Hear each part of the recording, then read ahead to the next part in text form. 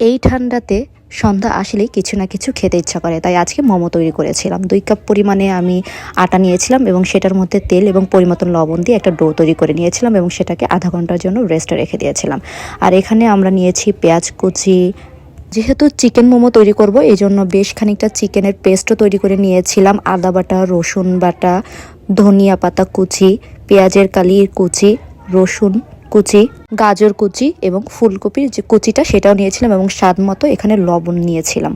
তারপরে এটাকে সামান্য পরিমাণে তেল দিয়ে খুব সুন্দরভাবে একটা মাখিয়ে নিতে হবে। তো এই যে দেখতে পাচ্ছেন আমার খুব সুন্দরভাবে মাখানো শেষ এবং এর মধ্যে আমি 2 চামচ পরিমাণ সয়া সস দিয়েছিলাম। সয়া সস দেওয়ার সময় একটু খেয়াল রাখতে হবে, কেননা সয়া সসে কিন্তু লবণ থাকে, এই জন্য লবণটা একটু কম দিতে হবে। তারপর একটা ফ্রাইং প্যান নিয়ে তাতে আমি যেই পেস্টটা তৈরি করেছিলাম বা মাখাটা মাখিয়েছিলাম এটাকে সুন্দর করে 5 মিনিটের মতন রেঁধে নিতে হবে।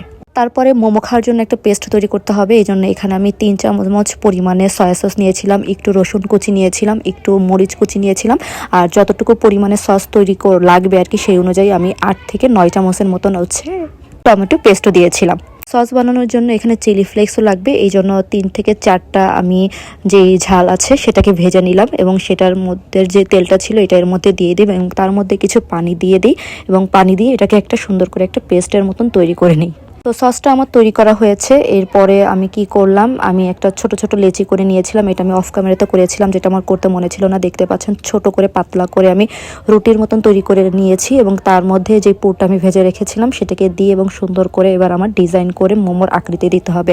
আকৃতিটা মূলত নির্ভর করে নিজেদের উপরে, আসলে যে কোনো একটা রকমভাবে দিলেই হয়। আমি আসলে প্রথমবার তৈরি করেছি, যার কারণে আমি কিভাবে মোমোর যে ডিজাইনটা করতে হয় এটা ভালো করে করতে পারি। তারপরে যতটুকু করেছি আলহামদুলিল্লাহ ভালো করেছি, তবে এটা তৈরি করার সময় একটু খেয়াল রাখতে হবে যাতে আমার ভেতরের পুরটা কোনোভাবেই যাতে বাহিরে না চলে আসে। এজন্য 2 পার্টের যেই ফাঁকা যে অংশগুলো আছে এগুলো খুব সুন্দরভাবে আমার মিশিয়ে নিতে হবে।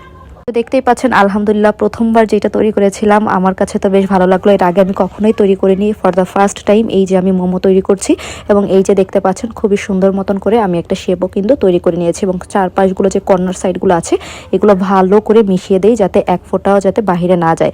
এরপর এটা আমরা রাইস কুকারে স্টিম করার জন্য তৈরি করেছিলাম, যেহেতু এই জন্য এই যে আপনারা দেখতে পাচ্ছেন আমার মোমোটা একদম ফুললি অনেকগুলো তৈরি করা শেষ, আরও তৈরি করেছিলাম। এরপর একটা রাইস কুকারে পরিমাণ মতন পানি দিয়ে তাতে ভাপিয়ে নিই এবং যখন আমাদের ভাপটা হয়ে যায় তখন আমরা এর মধ্যে মোমো দিয়ে সিদ্ধ করে নিই। তো ফাইনালি দেখতেই পাচ্ছেন মোমো তৈরি করা হয়েছে। ফর দ্য ফার্স্ট টাইম হিসেবে মোমোটা খুবই ভালো হয়েছে এবং পুরটাও খুবই টেস্টি ছিল। তো ভিডিওটা কেমন লাগলো অবশ্যই কমেন্টস করে জানাবেন।